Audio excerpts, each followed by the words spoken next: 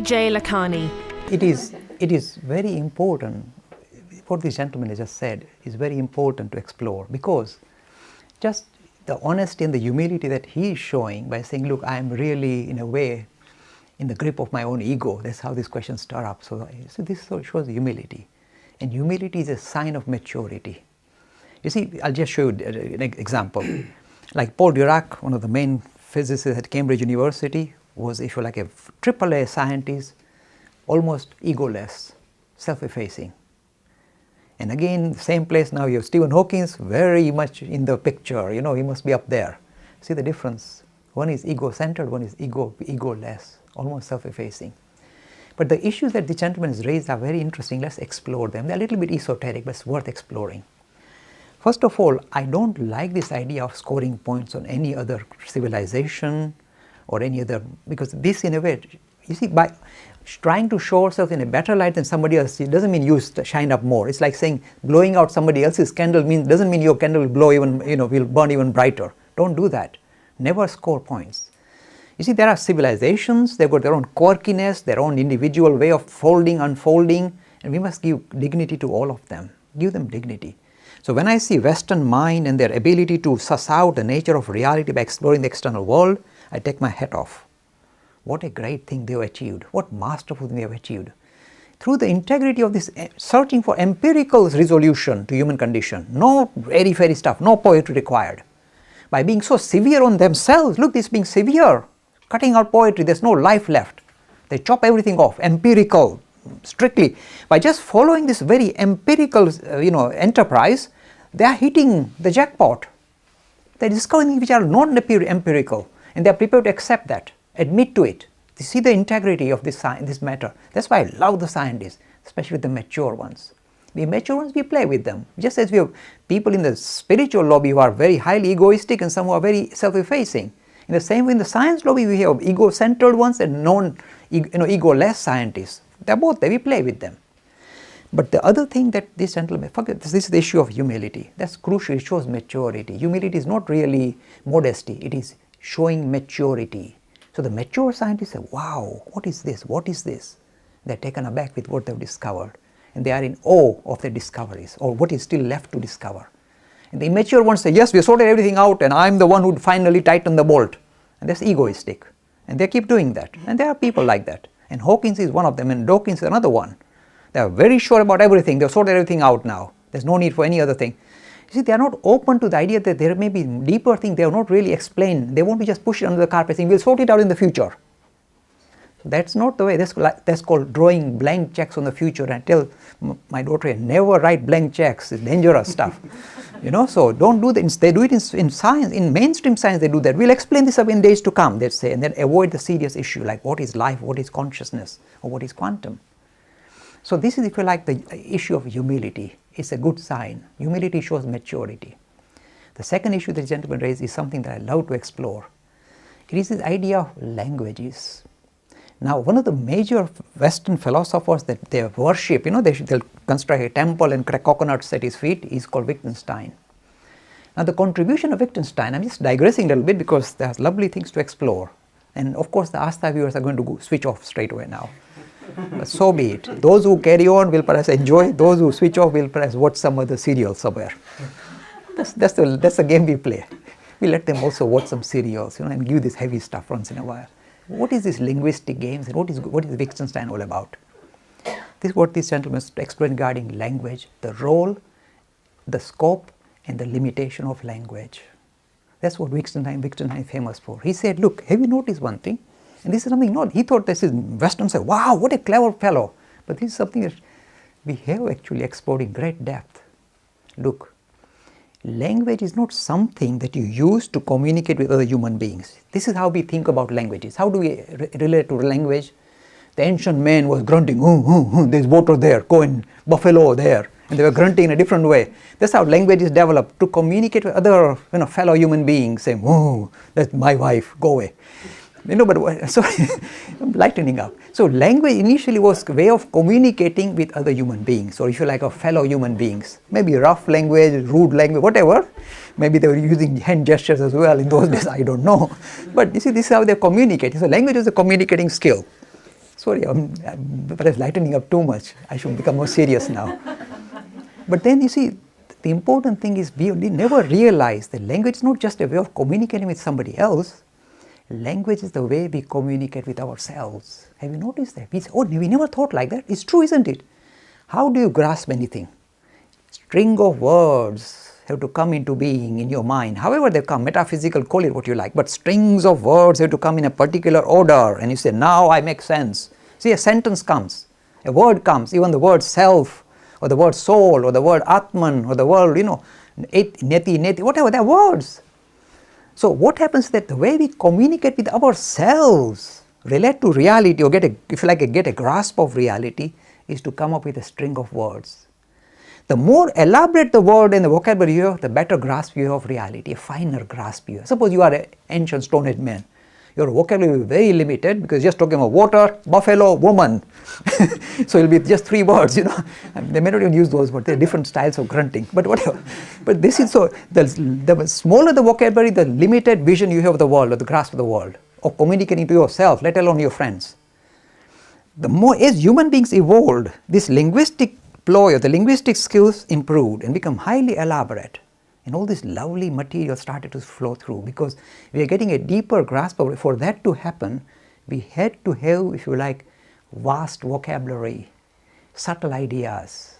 You see, this is the way. So language is not just mere communicating tool with others. It's a way of communicating with myself. What is going on? I need words. So even when we are discovering, we are talking of the spirit and Atman and Brahman and oh yeah, lovely stuff here, self and no self, and this is still, if you like, a linguistic ploy. We are using little blocks of language to try and articulate or try and put things into little pigeonholes. That's what language does. It puts things into pigeonholes, and then we link pigeonholes with other pigeonholes. This is set theory. In mathematics, it's called set theory. You got sets, and within sets you got sets, and sets linking with other sets. This is how whole of mathematics grows. This is the basis of logic.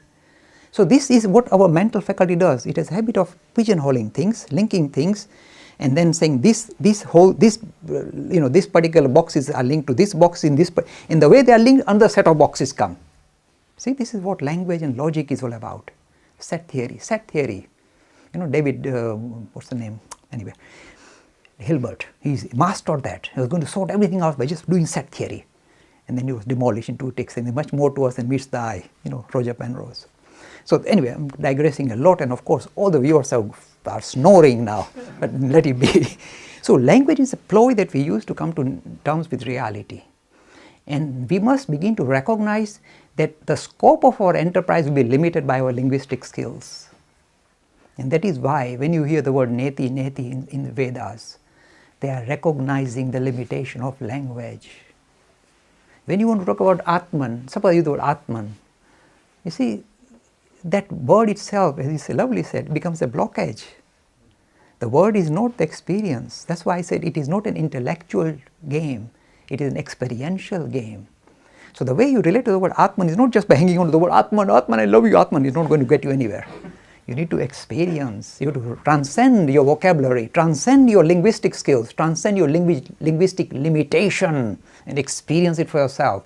That's why I said undifferentiated. Even the subject-object divide goes away. That is the most thrilling experience. You discovering or rediscovering your nature as the spirit. And here the words fail. And the lovely Upanishad said here the mind goes there and comes back wordless, without any words. This is the lovely Upanishad.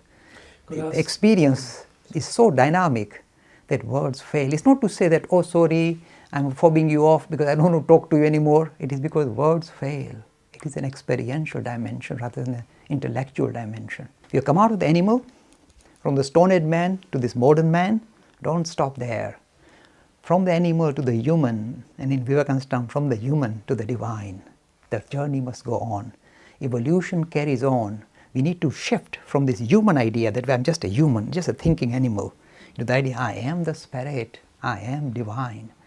Language again gets in the way, but the experience will break that bond with the language as well, and you transcend it. You don't bypass it, you transcend it. It's not that you avoid it.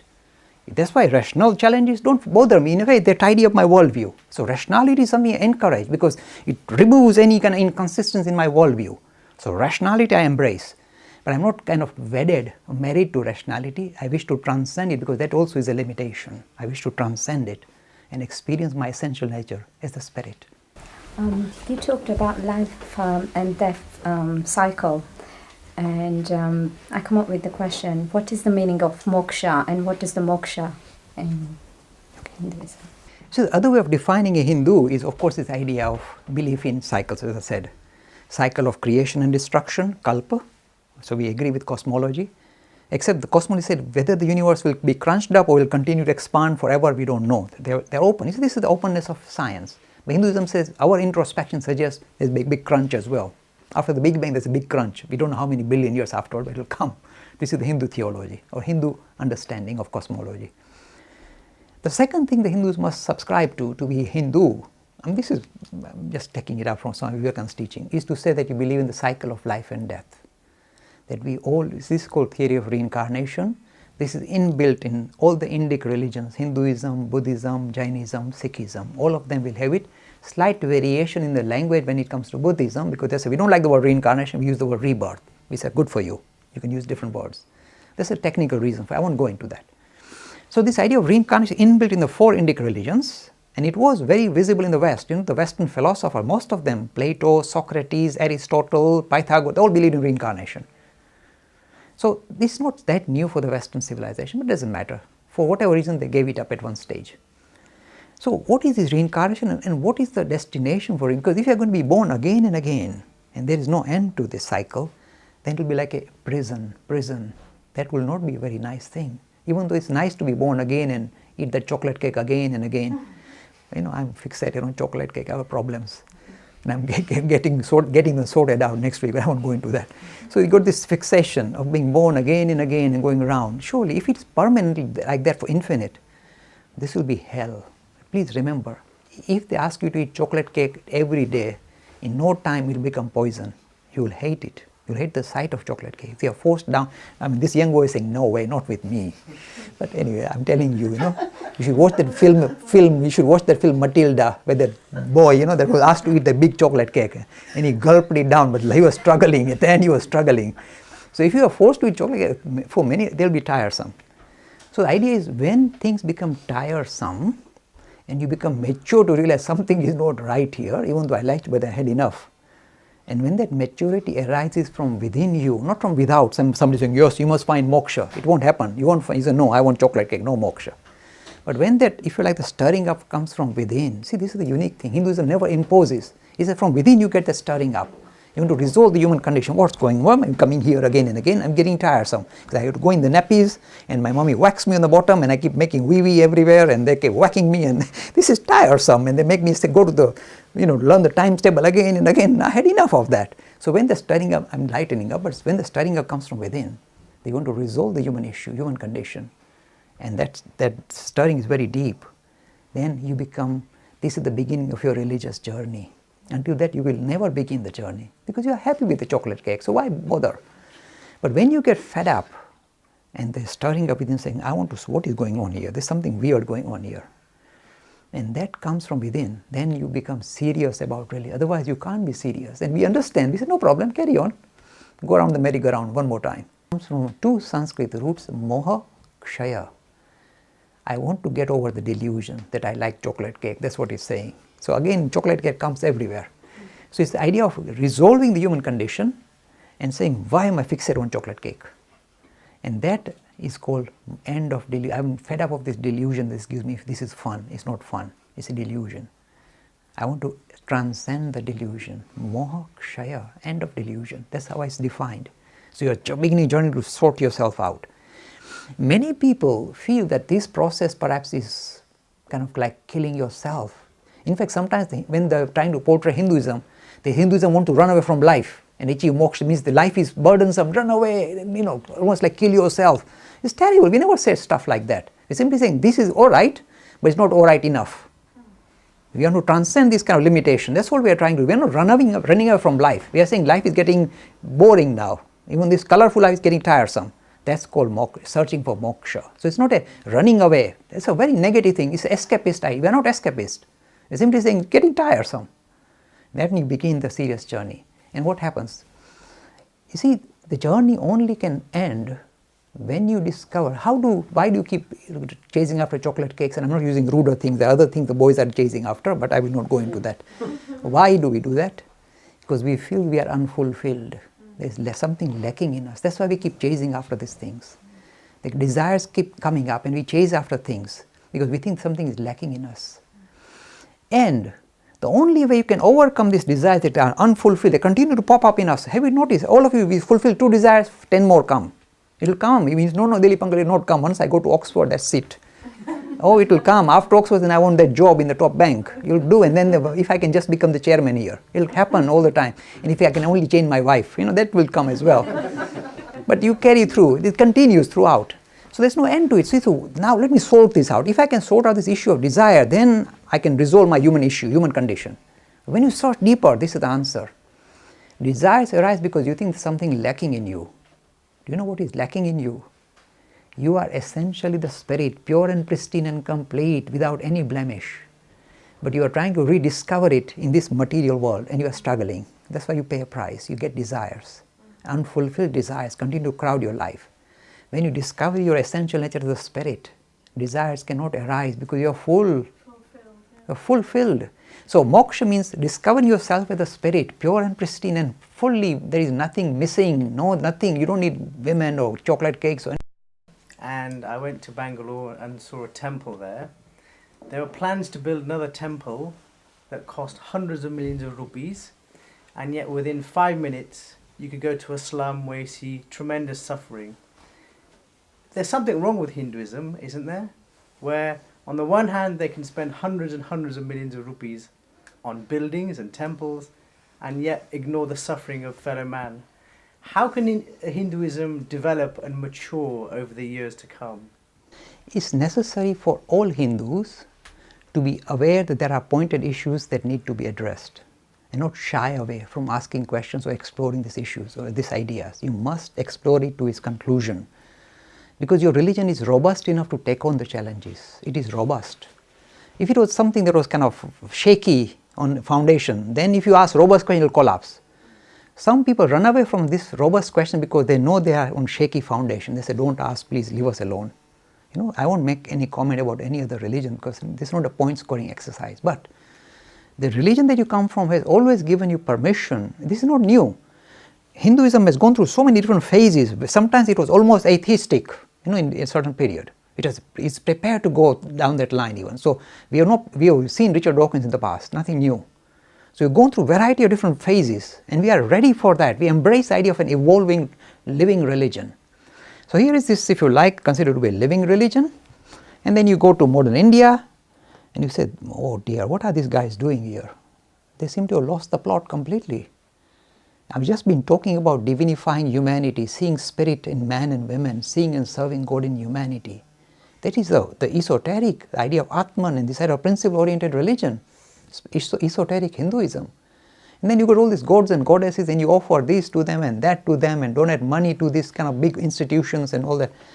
Surely we have lost sight of the plan, if you like this, the ethos of Hinduism. Surely we have lost. And this is why it's a question from the heart.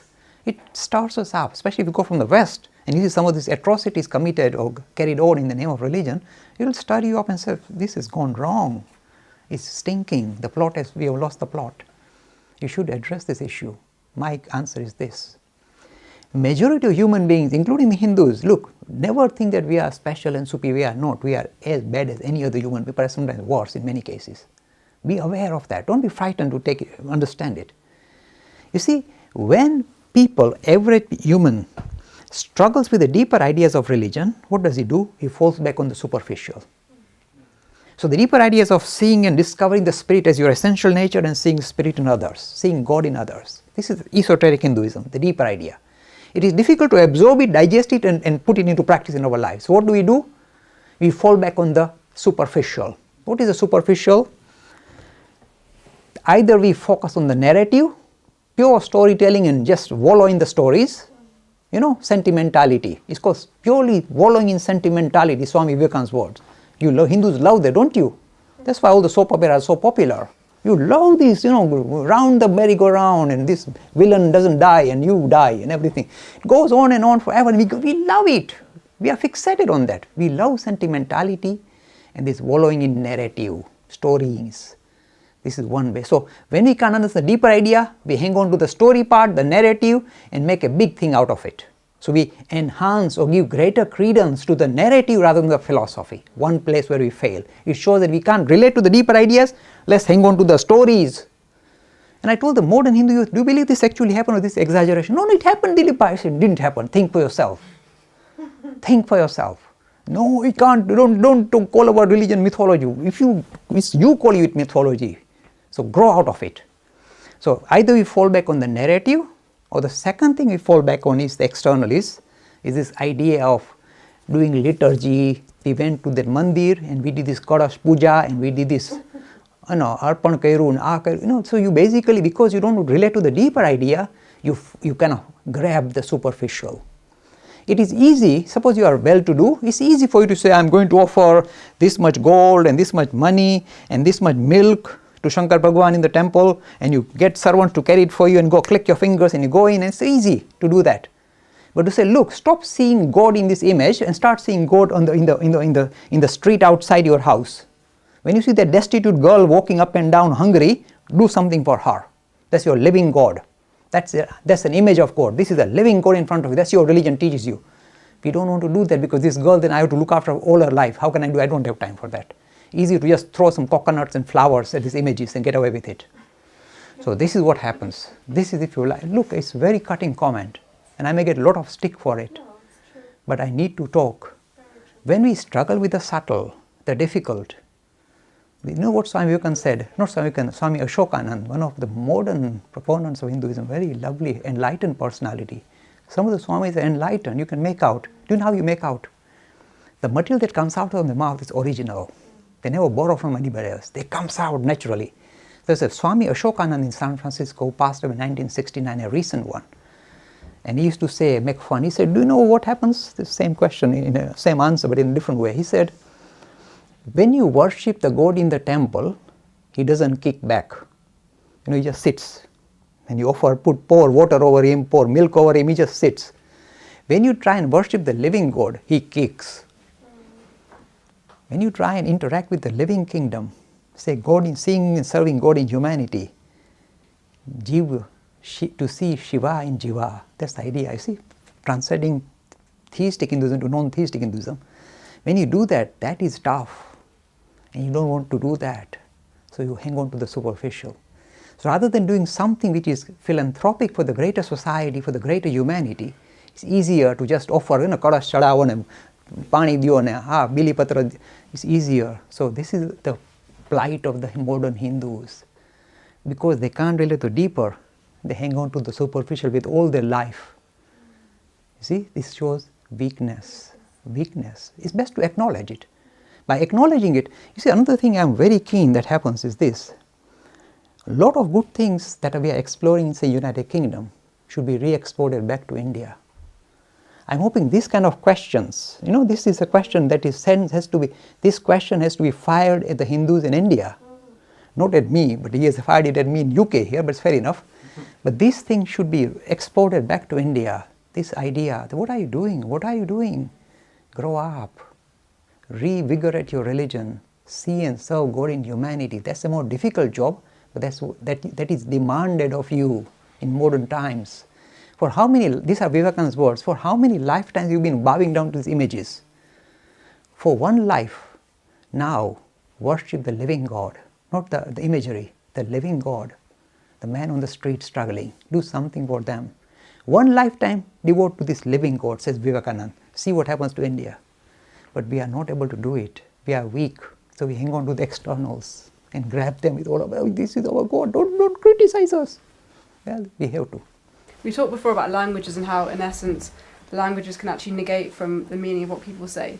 Does that mean that me and my spiritual journey as such, does that mean I don't have to listen to people in their advice, and instead I should look towards myself and gain inner guidance? Does that mean I shouldn't listen to wise people that may have really profound things to say, because their words could actually be meaningless? If, for example, your development, your own spiritual development is so mature that you recognize that what you are swallowing, even from very great personalities, is in a way becoming counterproductive, becoming a hindrance. If that maturity arises within you, it is time for you to give up the external. If you feel that you are not reached that level of maturity and you need guide, if you need help, then hang on to them. So again, you see the magnanimous nature of this religion. It allows you to progress at your pace, what suits your, if you like, requirement. If, for example, you feel I don't need it, you don't need it then.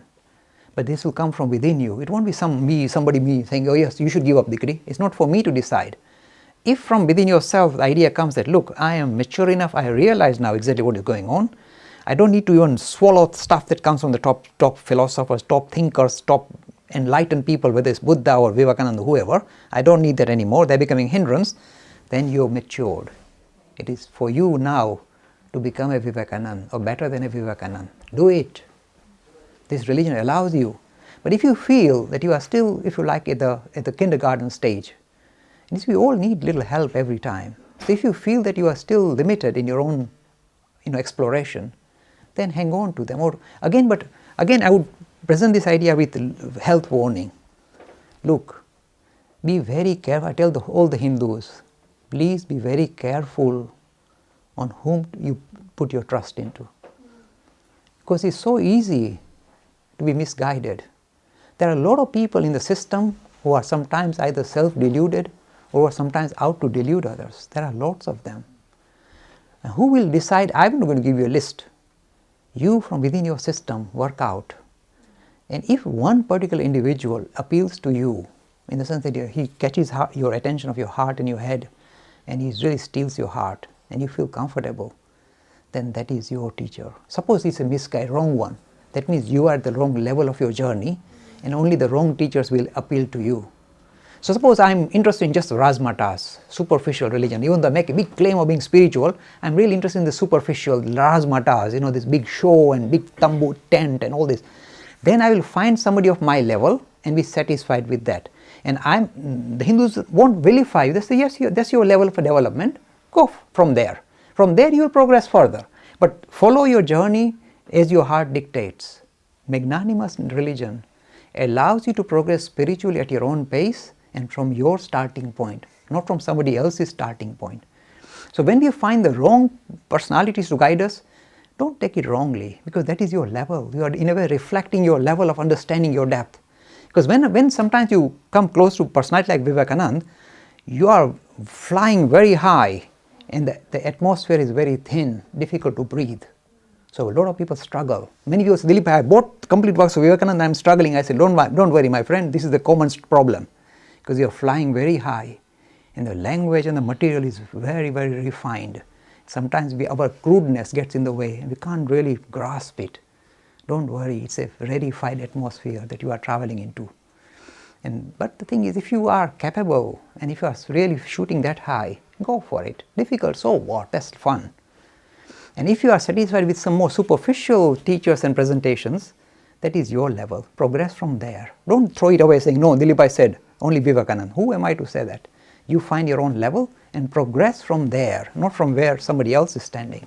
This is the magnanimous nature of this religion.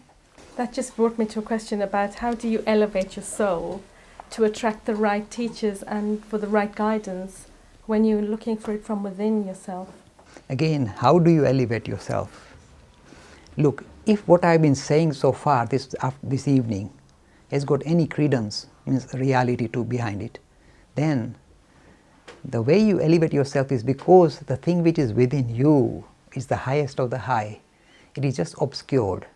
So when the fluff that is kind of blocking your worldview or getting, if you like, your lifestyle is perhaps cluttering up your worldview, cluttering up is the right word. When that clutter is discarded or pushed aside, and where does it come from? Not from Dilip Bhai or Vivekananda, it comes from you. You recognize that this thing, like we all have a room in the house which is cluttered. This is time to clear it. When that, if you like, that demand, if you like, need comes from within, you want to clear the clutter in your life. So when you do that, there's not something coming from outside influencing you, there's something from within that is becoming more visible.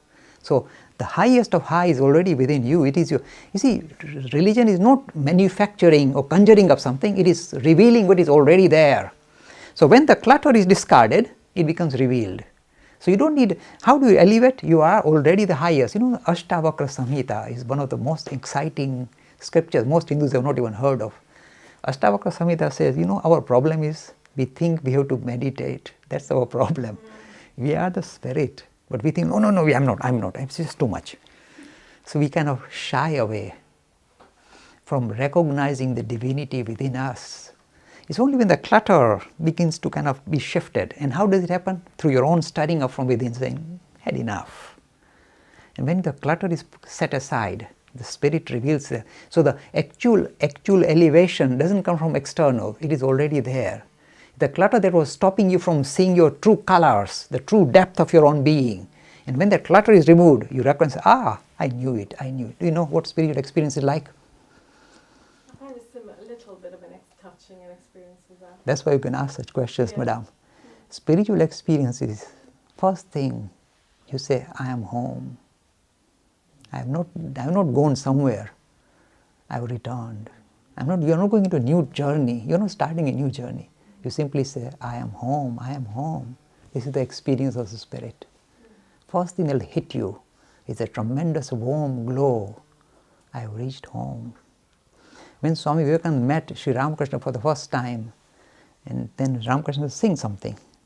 And the song that Swami Vivekananda sang in Bengali, of course I can't do justice to either singing or to Bengali, is to say, oh mind, let us go back home. We are in a foreign place here. See, the stirring up from within, trying to rediscover his home as the spirit, not this little Vivekananda, Narendra messing around in Calcutta. The spirit trying to stirring up, say, let's go home. This is not my territory.